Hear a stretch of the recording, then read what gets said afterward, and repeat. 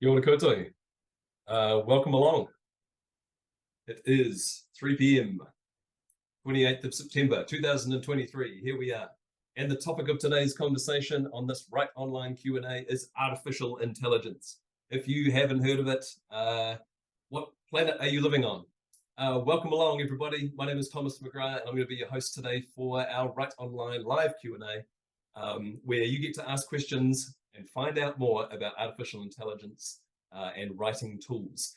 Now, what is Right Online? Right Online is our online learning library where you can access a very large amount of information and videos and bite-sized pieces about all sorts of different writing and topics that you might find useful at work.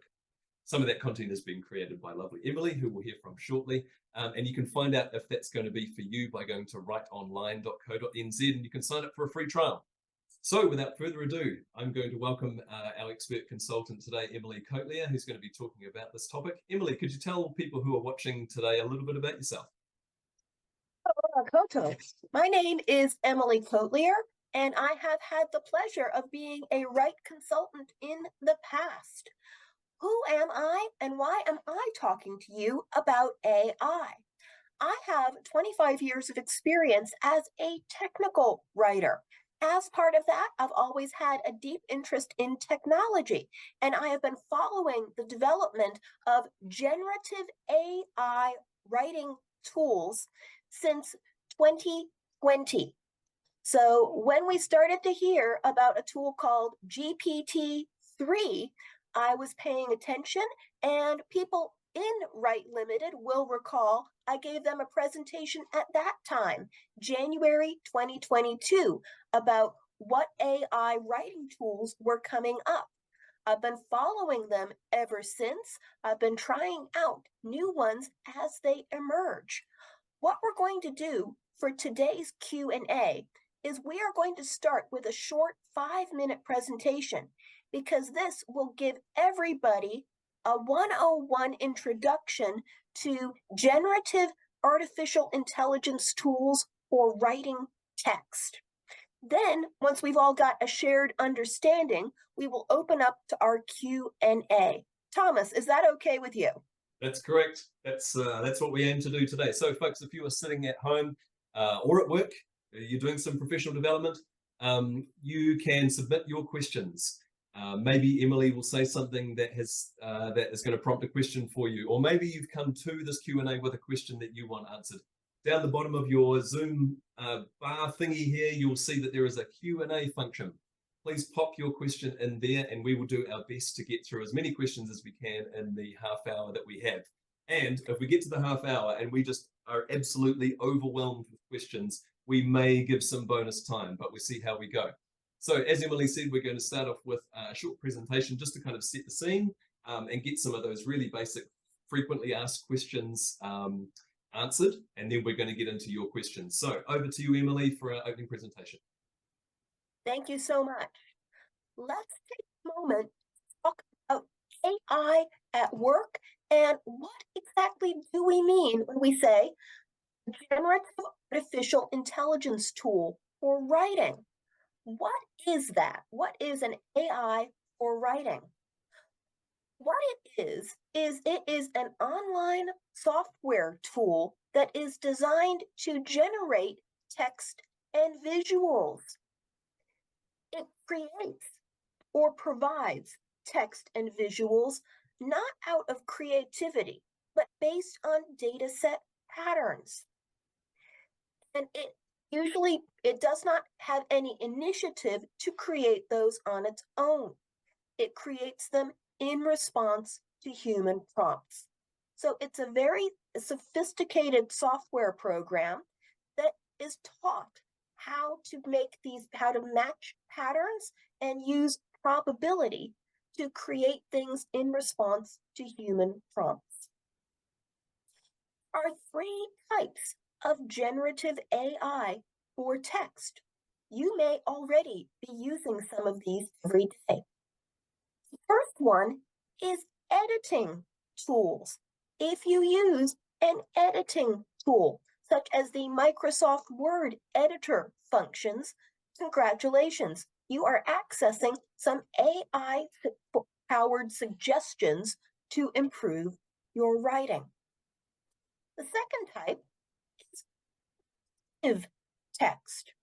If you are using your phone messaging and it suggests how to complete your sentence and you accept it, congratulations. You've just used a predictive generative AI for text.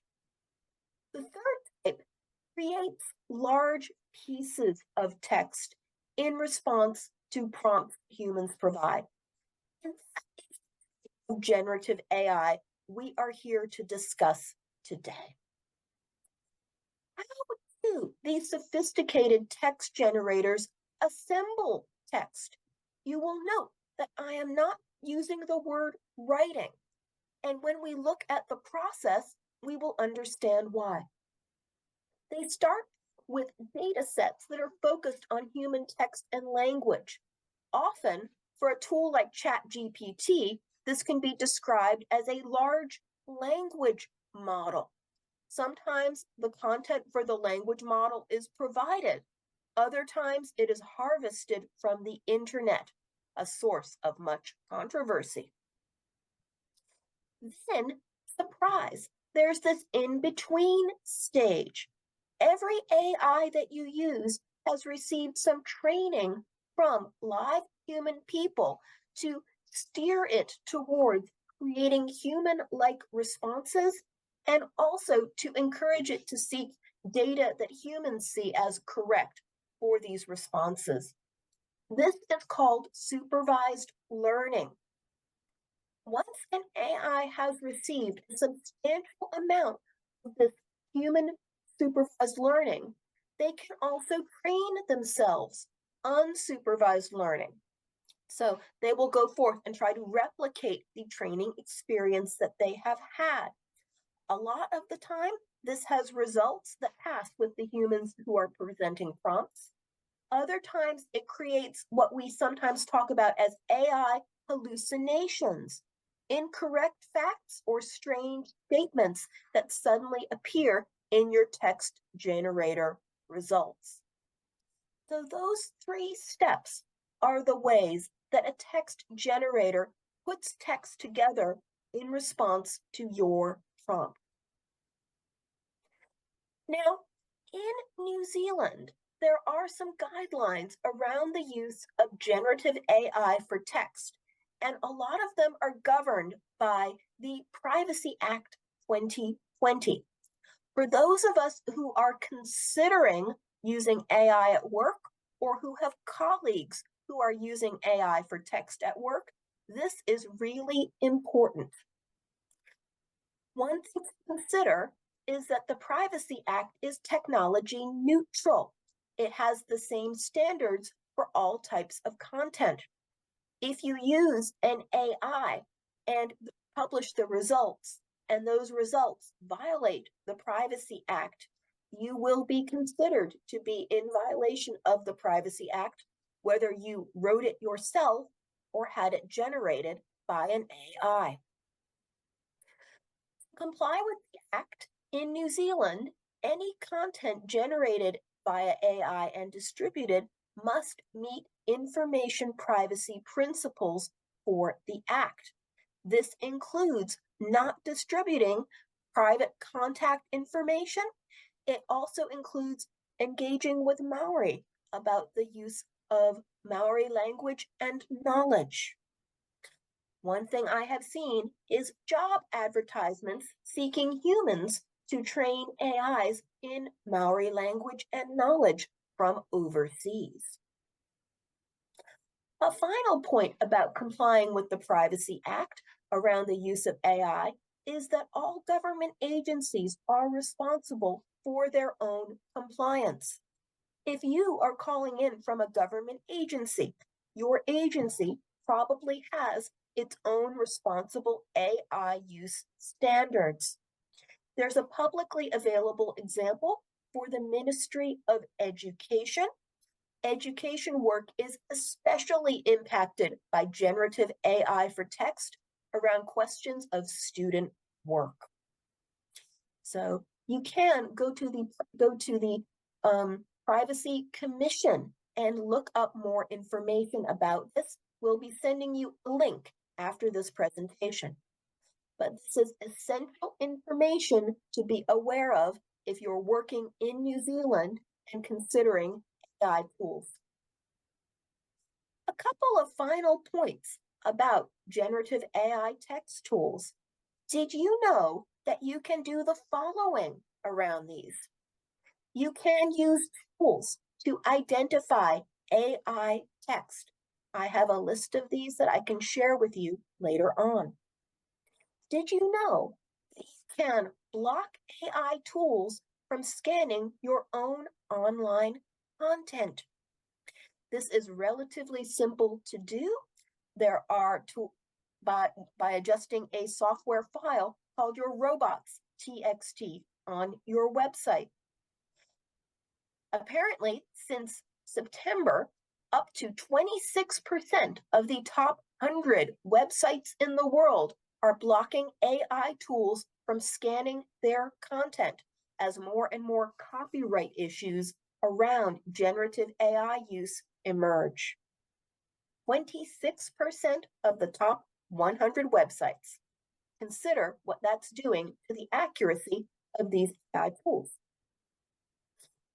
If you want to use generative AI and you want it to be secure, you can set it up to run on a private server.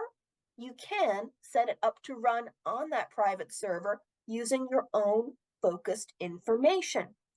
You'll need a software programmer to help you, but it is a secure way to use it.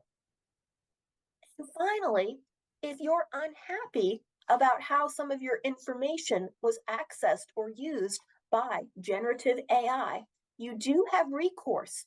You can lay a complaint or report a privacy breach to the Privacy Commissioner. There is a website with a form where you can do that. So you aren't powerless. There are things you can do if you're not happy about your content or you want to use AI tools privately. This may have answered some of your questions already. What I'll do now is stop this share and hand back over to Thomas. Thank you, Thomas. Lovely. Wow. Thank you, Emily. Jeepers. Okay, so there are a lot of questions that people have worldwide that you will have, and now is our time to ask them and talk about them. So welcome along. If you've just joined us, you'll see the Q&A function down the bottom of your Zoom bar, I think we call that. Click that, type in your question, and we will discuss it live on air right now. So I'm going to jump in with the first question. I'm allowed the first question as the host, so I'm going to throw this one to you, Emily. This is one we do in all of our Q&As. What are your top 3 tips for anyone who is watching that wants to use AI effectively in their work? Okay, now I'm going to say all of our responses today are tuned to AI at work. We may have a little time in our extra time to talk about things like novels and movies. All of this is work time. Top 3 tips for using generative AI around a writing task at work. First, I would ask if you need to use it. What is making you reach for the AI? What else can get the knowledge you need or get your writing flow going? One good example of a good use of generative AI is an acquaintance of mine runs her own business. She's very busy. She needs to promote her business on social media. She says, I use generative AI to help generate posts for my social media feed. I'm not a natural writer, and this helps cut down the time I spend on it from 2 hours to 20 minutes. I'll take it, make sure it's accurate, and edit it in my voice. So that's one tip. See if you need to use it. Another is to ask if you should use it. Is it appropriate for your project? Are there confidentiality or reference accountability needs that you need to consider? If you are working in a government organization, it is appropriate a very small amount of the time. So It may not be appropriate, especially if you need to be accountable for the results. And the third tip is if you are using generative AI, use your prompts wisely. You can hone your prompts to get the best result. You can also try a few different generative AI text generators. Some of them are focusing on special areas right now. There's a tool called Jasper that is focusing on those short marketing tasks like social media and blog posts. I anticipate that we'll get more of those focused writing AIs in the future. Lovely. Okay, thank you, Emily. All right, let's go to some questions from you viewers. And first of all, hello, Penny DeBourse. I see you. Thank you for joining us. All right, let's go to Andy Baldwin. Thank you, Andy, for your question that you've asked. Are there ways to minimize AI generating false or misleading answers? That's one thing that people have had a lot of difficulty with, is that AI is generating things without proper leads, or there's missing information. Is there anything that you can do to prevent it from doing that? Yes. And Thomas, would you be okay if I shared one more slide? Go for it. If that helps explain, that's a picture is worth 1,000 words, right? Yep. Slide view from current slide. Okay. What I'm going to do is just share the screen again. What I'm going to give you is an example of a really focused AI writing prompt. This is a way you could ask it to give you something that was countable. Here's an example of a highly focused prompt used in ChatGPT. So for this, they are telling the AI what their role is. They are telling it the voice to respond in, and it's saying, answer the following question using only the data provided in the sources below, with a list of the data. And it's saying, cite its source for each data point. So you can take the AI and tell it what sources to focus on if you want that accountability. Here's an example of the response that ChatGPT provided in this instance. There was a question, there were sources cited, and then there was the answer. So it went through 4 different documents to find this information. This is a serious challenge with most open AI tools that are available, that lack of accountability, and the fact that it will create information to keep a pattern going. Remember, and these writing tools are not thinking, they are assembling text. It looks like they are writing, but what they are basing it on is probability and pattern matching. Interesting. I'm all set. Okay, next question. Right. Thank you, Emily. All right, and thank you, Andy, for that one. All right, let's move on to Anne Walker. Thank you, Anne, for joining us, and thank you for your question. And those of you who are watching, you can still submit a question down the bottom here in the Q&A function. Anne has asked us, how do you reference information in a report that has come directly from an AI generator? Ooh, we were talking about the 3 points, 3 tips. Should you be using an AI? And you should not be using an AI for something you need to reference in that way. This should be a human piece of research that you can cite. What you could do is reverse engineer what the chat gives you, take that fact, put it online, and see if you can reverse engineer it back to a reliable source. Interesting. So kind of checking your sources, you can almost triangulate things by checking them. Yes, and there is a line blurring between search engines and AI chat engines. Okay, thank you, Anne, for that question. And no question is a silly one. Chuck them all in, everybody. We're all learners here. Okay, next question is from Brad. Thank you, Brad, for submitting your question. Brad says, hi there. What are the top AI generators you'd recommend? Are there any we should keep well away from? You mentioned Jasper just before. So Jasper sounds like one that has a specific purpose. Which ones would you recommend, Emily? Or do you think that it's a rapidly expanding world and it's hard to comment? I'm going to give you my top 3. All right. I was really impressed with Google Bard. So People have had varying experiences with Google Bard. I appreciate its plain language approach to responses. Mm. So the second one that all the cool kids are using is indeed ChatGPT. And what I recommend with that is to really refine your use of it, as in that sample prompt that we saw. Mhm. The third one is indeed Jasper. One of the things is that we are seeing increasing amounts of these tools behind paywalls and with more of a focus. Mhm. So there might be a time very soon when you are choosing your science generative AI writer, your legal generative AI writer. A lot of people in the legal field have a very strong interest in generative AI to help them sort out the huge amounts of information they must work with. Mm. So, Um, Emily, what's the biggest threat that you see? A lot of people might be watching this and thinking that AI writing tools are going to take away a big part of their job or take away their job. Is that a threat? What are some things that you think AI is going to make difficult for us all? okay.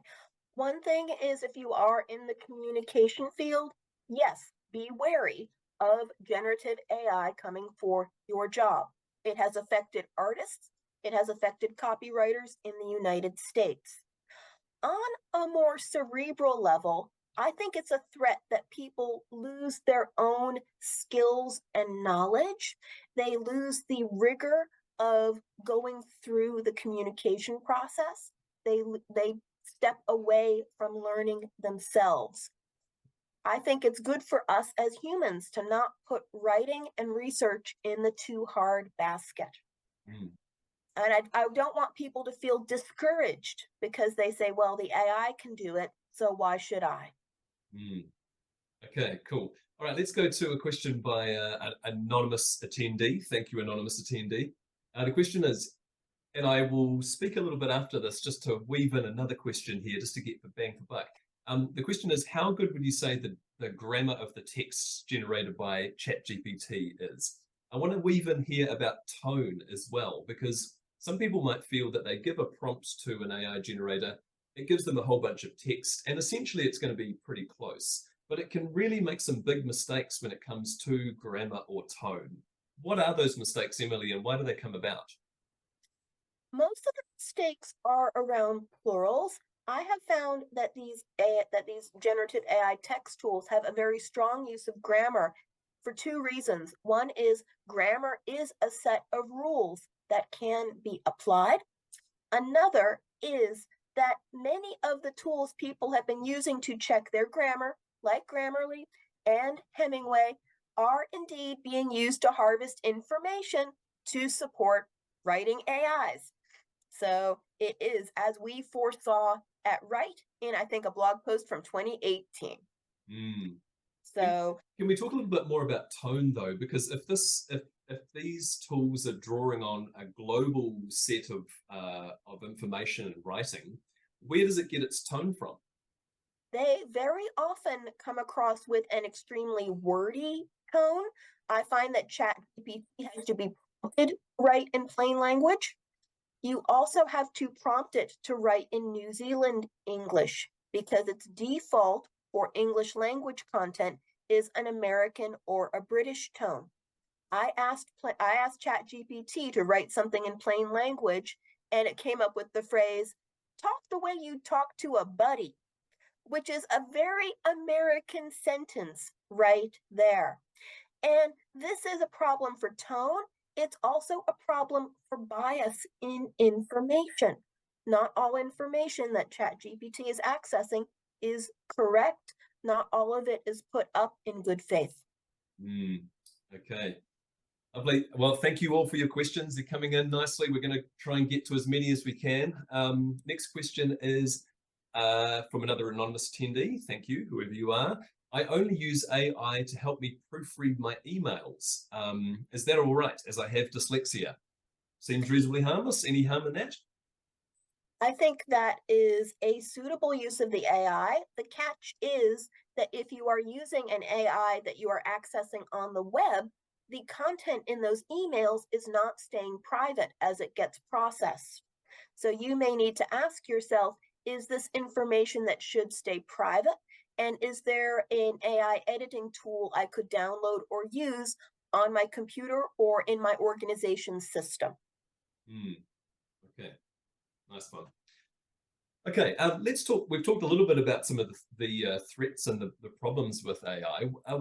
Can you talk, Emily, about what are the things that it's going to make life much better with or for? How is this kind of artificial intelligence going to improve our lives as writers? Mhm. I fully expect that we will get some accountability and sources built into these AI tools because it is such a sticking point for people, which will really open it up for research. AI, what I see people doing with AI writing tools is conquering the blank page. When they don't know where to begin, it gives them starting points. It can give people more confidence and help reduce the more repetitive parts of writing. So a good example is I worked with an organization earlier this year. They actually hired me to do some freelance writing for them, a complicated and important piece of collateral for their organization. They did say they were using generative AI for some of their day-to-day comms, like social media posts. But the fact that they were doing that had freed up some budget to focus on more complex things. I consider that a good and balanced approach. I could be biased because they paid me. So That's fair. That's very self-aware of you, Emily. Now, here's one for you. Do you use AI writing tools personally? I experiment with them. I try them to see what they are like, but I do not use them myself at work or for recreational writing. Partly because when I am hired to write, it will often be in the agreement that I am not to use these AI tools, or I must use them in line with the organization's standards, which are often very strict. Because we are in Wellington, New Zealand, a lot of this work is for government. Mm-hmm. Very fair. I love your integrity, Emily. Okay, we've got time for a few more questions. There's a bit of talk about the difference between weak AI and strong AI. Can you talk, Emily, what is the difference? When people hear that language, what are they hearing? Right now, all AI is weak AI. People don't want it to be, but it is. Weak AI is focused on specific tasks using that machine learning process we described earlier. Strong AI is still theoretical. It would use more deep learning and it would generate original thoughts. Some people have been so favorably struck by the text generating AI tools that they think it has reached that stage, but not yet. Cheapers. Okay, so there is a lot more to come. Yes, there is. Brace yourselves. Okay. All right. A few more questions here about what it's okay to use AI tools for. I'm pulling together a few questions here. A few people have asked, is it okay to summarize long content? Is it okay to use it for research purposes? Those are two separate questions there, but let's do one at a time. Can you use it for summarizing long content? Do you think that that's a safe thing to do? Yes, because what you can do is set it up to use your long content as the specific prompt. Again, if you're not violating confidentiality, that is a good use of it. So, what And was the second part again? yeah, research. So say I wanted to know about a certain topic, could I reliably ask an AI writing tool to, or a chat tool to give me a reasonably reliable summary of that topic? I'll tell you something. This is one way people are using AI. My manager asked me for an explainer about software usability. I'll use AI and write up something to get the main points really quickly. I say use that two-step process again. Generate it using the AI tool and then fact check it online. That also gives you more credibility because as you fact check it, you'll be learning about those main points. Lovely, lovely. Okay, here's an interesting one. Thank you, Lexi, for your question. Lexi says, Kia ora, how can we learn and develop our skills for using AI? So one thing you've mentioned already that seems like quite a one clear answer to this would be get used to writing really clear prompts. Are there any other things that you would advise, Emily, for people who are watching who want to get better at using this? What should people do? It is all about honing the prompts. I would also recommend learning a little bit of programming, a little bit of Python programming, a little bit of HTML and CSS to help you code and direct these tools and learn them privately.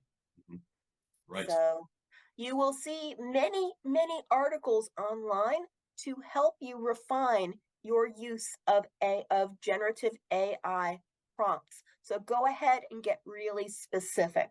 I have been soaking myself in it for, about a year, but you too can learn about it quickly. So you are very well marinated then. Marinated in artificial intelligence. Fantastic. Yep. Okay, well, that's all the time we have for today, folks. So thank you very much for joining us. Thank you so much, Emily, for your expertise. So it's a really interesting world. And you can relive the magic of this Q&A by watching it on writeonline.co.nz. That is our micro-learning library with amazing insights from all of our expert team of consultants here at Write. So go on and have a free trial, see if it's for you. But that's all the time we have for now. So ka kite anō, see you again another time. Thank you very much, Emily, again. And all the best with your writing and your prompt writing out there. Thank you, and feel free to contact me on LinkedIn if you have a follow-up question, or feel free to contact Thomas at Write. Okay, thank you, Emily. See you, everybody.